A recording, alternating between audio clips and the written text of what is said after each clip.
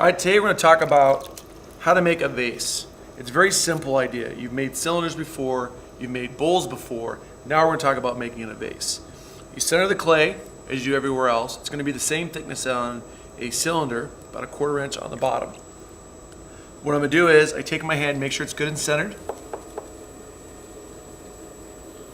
Pull my hands away slowly, and it should be pretty much centered. Now I did a little prep work prior to it, so you saw me prior center the clay a little bit. It takes a little bit of time, but when you get going after a while, it will not take you that long. Now I put my left hand on the side of the piece.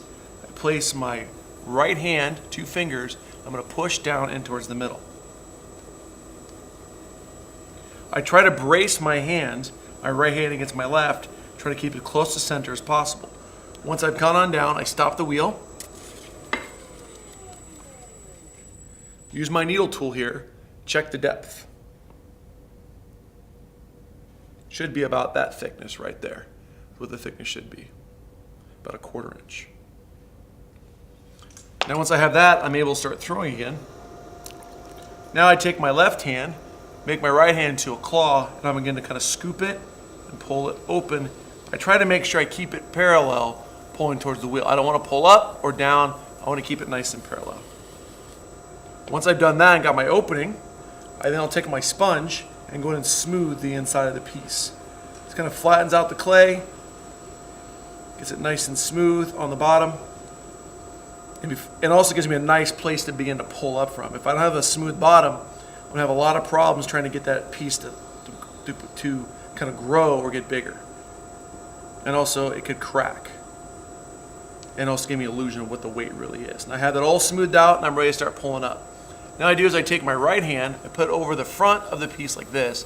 My left hand is going to go over top like this. As I'm pushing in, I'm pulling up at the same time. A little wet. Now here we go. I'm going to pull. I'm going to pull up and I'm squeezing my hands together as I'm coming up. So I'm pulling my hand up and in as I'm squeezing this up. Now what I do is I take my left hand on top, right hand, kind of pinch it back down a little bit to kind of open it up a little bit and also get a little more thickness back to the slit. Because remember we talked about previously, if it gets too thin up here, you're going to lose it and it's going to fall apart. I'm going to keep the clay pretty consistent. Now, put my left hand on the inside of the wheel, right hand on the outside, I'm going to pull up. I'm using a sponge to help assist with this if you want to.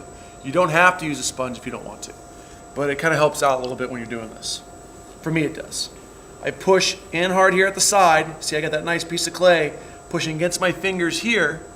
I push it in, and then I'm going to pull up. Now as I get closer to the top, I don't pull as hard. I have it stretched out. Now, if I don't do this, especially if I don't collar it in a little bit, it's going to start to flare out even more. So what I do, I take a break every couple times, and I kind of collar in that top a little bit and kind of squeeze it all the clay in so it stays nice and collared in. I know I'm going to distort it when I put my hand back in there, but I got to keep doing that. If not, it's going to flare out. It's going to be really hard to bring back in. Clear off some of the excess clay off the bottom. Get a little wet moisture on there. Moisture more in my hands than on the clay. And I do one more really good pull as I'm going up. Again, I squeeze into the top, collar in the top, and I can collar in the rest of the body. Kind of press back down a little bit, make sure my lip doesn't get too thin. Now here's what I recommend doing, slowing the wheel down now a little bit, taking the speed, slowing the wheel down so it's a little easier to control. I then take my rib. I have these metal ones, there's wooden ones, you can use whatever works for you, and I make sure the rib is placed on the side angle of the piece. I want to make sure it's to the side, not straight in, but onto the side.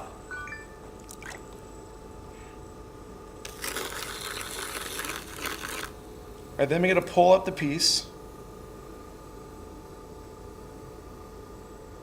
and kind of thin it out and get rid of some of that slip.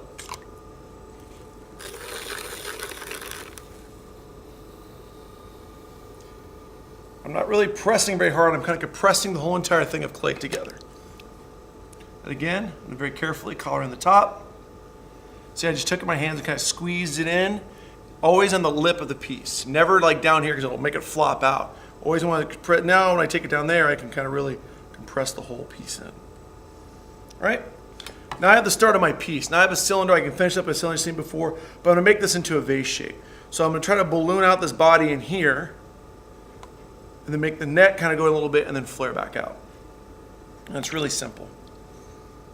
All I do is I use my rib here, I press into it, and I push out with my left into the rib. I'm going to push out and get the shape of what I want it to be. This is a good time right now to make sure you take your sponge and go inside your piece and dry it out. There's no moisture in there, so you get all the moisture out. A little moisture in the top, I'm going to compress the lip in a little bit. I'm not putting my hand inside anymore. The reason why that is, if I keep doing that, I'm going to keep expanding this lip and this neck out, which I don't want to do. So now I'm done doing that because I've got the thickness I want. I'm going to kind of squeeze in a little bit. All I'm doing is taking, a good way to squeeze in this lip here is I take my 2 fingers here on the side, make my fingers in the shape of a diamond. And I kind of squeeze it in, pushing in, pulling up a little bit. Once I've done that, I got a nice little shape going in. I can take my fingers now, because I've compressed it, and I have to pull up the clay. Because by compressing the clay inwards, you're making it shrink in and getting thick again. So you got to kind of regrow it back out a little bit. I can take a rib here and help it with shaping the piece on the inside. Again, hold it at a little bit of an angle. Get some of the slurry off of it and smooth it out a little bit. That's what it gets off. It gets off that little bit of a slurry off the piece there. Almost done here.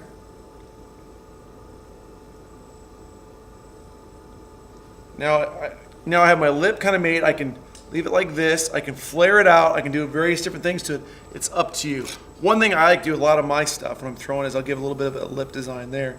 So there's a show between the shoulder, the neck, and to the lip. So all I do is I take my finger, I pinch these 2 fingers on the lip with my left, and then my right, kind of roll my hand around it. Try to smooth it out as best I can. Then I can take a sponge, kind of just roll it over it and smooth it out a little bit like that. Then what I do is I'll take my rib on the bottom and begin to accent and clean off some of that clay off the bottom. I just kind of scoop it, get some of that clay off the bottom. One thing I can do if I really want to, make show a foot in the bottom here is I can take my fingers, I slow the wheel down a little bit more, and I kind of take it and kind of squeeze them together. Just press it in just a little bit. And as you can see there, now I have a nice little foot that I've made with the body, shoulder, lip. I know it's a little wobbly, but if you take your hands like this, kind of hold it for a second, it'll straighten it up. And as one of my instructors used to tell me, stop the wheel and you can't tell the difference. Now, let me show what the inside of it looks like here real quick, so you can see an idea of what it looks like. All I'm gonna do is I'm gonna cut it in half here. Pull it away so you can see it. What you're really working on, as you can see where I've compressed it in, you can see where it's been compressed in a little bit, and you can see the shape of it out. If you look here closely at this one, so it doesn't collapse on me, you're trying to get a nice even thickness to even out. Notice how it balloons out in shapes, then comes back in. And that's how you make a vase. You can make a smaller version of this. It works for mugs, works for flower pots, all kinds of various things you can use for this. And that's how you make it.